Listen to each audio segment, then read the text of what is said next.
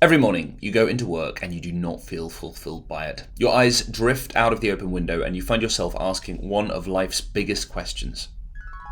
Shouldn't I quit my job and become a consultant?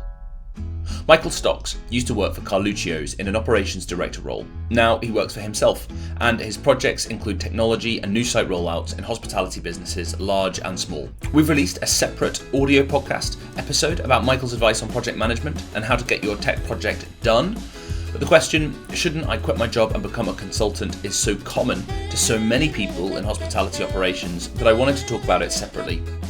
You're listening to Served With podcast, and this is Micheal Stocks.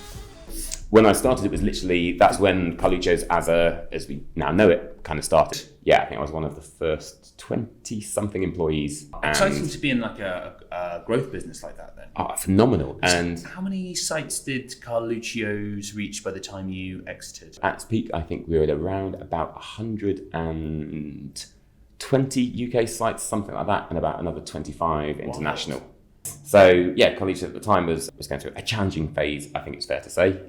And really kind of for the first time, the last couple of years I was there, I found it hard to ask the question, right, where do I want to be in this business in 3 years, 5 years, kind of 10 years? And more probably than anything else, I felt I was spending far too much time sitting in meetings that weren't particularly productive, rather than actually doing anything that was productive. Decided rather foolishly, I'm not going to plan a thing, I'm just going to send them a notice, done, cross that bridge. So Micheal became an independent. Micheal intended to soul search and to find a full-time role in 2019, but there were forces in the industry which Micheal described as peril. I'm going to use that word. Peril. Peril. That's a great word.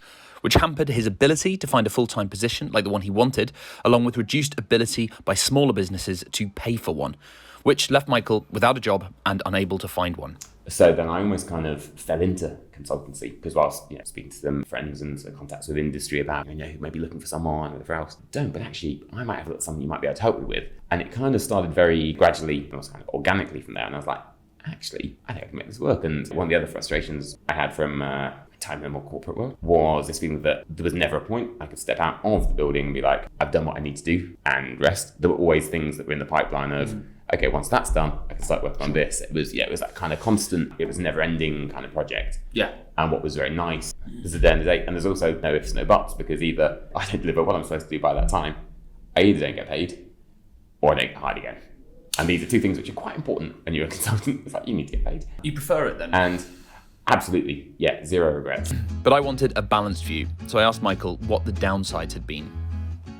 Within 12 months, there was a global pandemic, which was not great. You tend not to get a lot of furlough money when you're a consultant. I wasn't self-employed long enough to pay any form of support. That's very frustrating. It was slightly.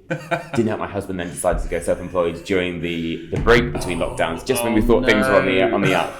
It's not great fun at times when you're sitting there with like, okay, I literally have nothing in the diary for this period of time, or there's lockdown going on, there's whatever else. There's no plan B in some sense, like I say, whether it's a case of, right, well, just because I don't have some work in the diary for next month doesn't mean that I'm still going to get paid, or that my mom's going to get paid, or whatever else.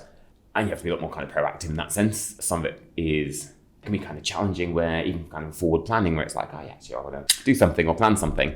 It's absolutely great because it's like, in my diary because I'm self-employed. It's great. And I think you have to be quite thick-skinned on the one side of not kind of taking things personally. It's like, you're having conversations and they start from informal to more formal to even pitching, and then things just fall by the wayside, like doesn't happen. I was having conversations in November with a half dozen different businesses about kind of quite exciting kind of projects. Mm-hmm. And then the whole kind of Omicron thing hit. So many operators like, okay, a bit of a change of plans, but nothing like that. I don't get paid because Omicron happened, and they then decided not to go ahead with something that we weren't signed off to do anything, we weren't whatever else. So my point being that, it can be quite a famine feast, and you have to be, quite proactive in terms of, on the one side, looking for work, but it's also so much, it's down to other people, it's down to chance. This is Served With podcast, and this is your once an episode reminder to subscribe. You can also find Micheal's advice about project management in a separate audio file ready for your perusal wherever you get your podcasts, or you can subscribe right here on the YouTube channel. Do you work harder now than you did as the ops in Carluccio's? So I was a very hard working ops in Carluccio's. I'm certain. But but no, I'll be perfectly honest with you. So in terms of and I'm not going to use the cliche of the work-life balance, but I am far less stressed, far happier, far more content generally than I've ever been in my life. You are less stressed, because for me, I would sort of think of the money as quite stressful, right? It is at times, but then I'm also, I've just learned to deal with it. of realizing very often it's like, if I am assessment money side, it's like, okay, because actually you haven't done enough in terms of reaching out, following up stuff. I was not averse during the first year or so. I was doing a few nights a week working in a local bar. It's like, okay, that was enough to kind of cover my living costs. It wasn't quite in the manner to which I was accustomed, but hey, my biggest stress is, actually I was quite excited. Tuesdays was delivery day, and it's like, I'm going to make the back bar look beautiful. Yeah. Restocking, whatever else. A complete change from where I was 6 months prior. Right. But I think, come back to the working harder. I would say that when I'm working, I'm not just saying this generally, when I'm working on projects and for clients, I'm absolutely working harder than I've ever worked in my life. Yeah.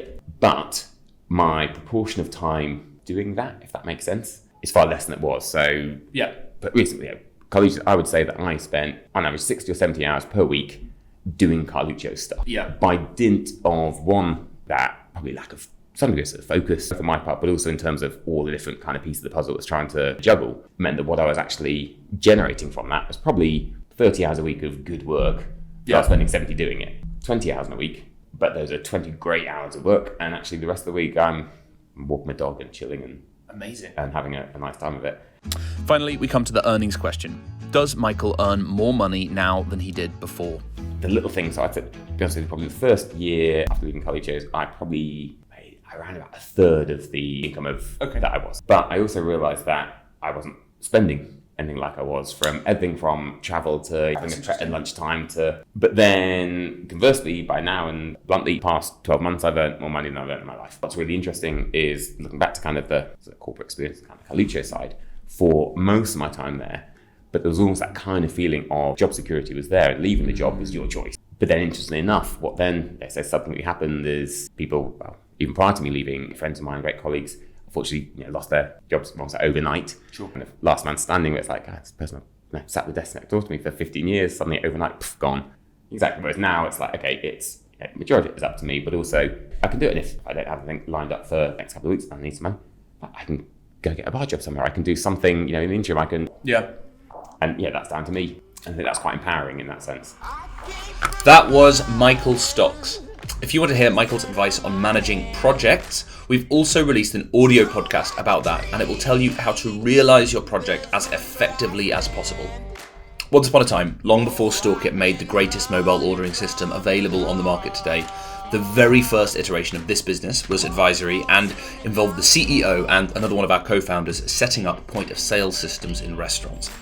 It's an experience which really shaped StoreKit because it means we still approach software from the point of view of operators and with an operations-first mindset.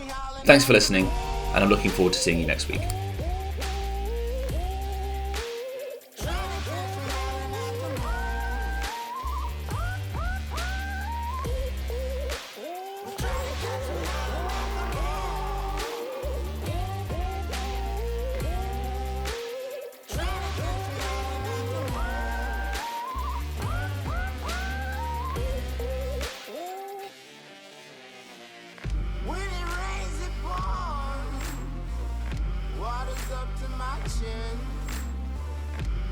Won't stop fighting to the very